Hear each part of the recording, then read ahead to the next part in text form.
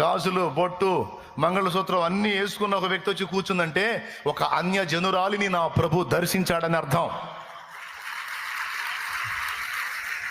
ఆమెను పలకరించండి, ఆమెతో మాట్లాడండి, ప్రోత్సహించండి.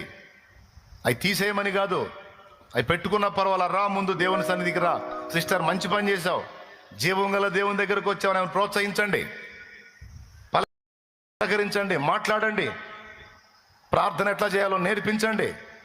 కానీ మంగళసూత్రం వేసుకున్నందున నువ్వు అపవిత్రురాలివి, నువ్వు క్రైస్తవురాలివి కాదని నిషేధించటం తప్పు. వాళ్ళకి సత్యం అర్థమైనప్పుడు, మనోనేత్రాలు వెలిగినప్పుడు ఆ ఆచార సంబంధిత వ్యవహారాలు వాళ్ళే వైనం చేసుకుంటారు, అది వాళ్ళ ఇష్టం.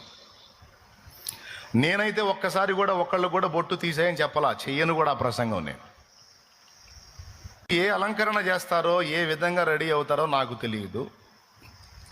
కానీ మిమ్మల్ని చూసినప్పుడు భక్తిగల స్త్రీలు అని చెప్పుకోవటానికి, భక్తిగల పురుషులు అని చెప్పుకోవటానికి తగినట్టుగా మిమ్మును మీరు రెడీ చేసుకోండి, సిద్ధపరచుకోండి.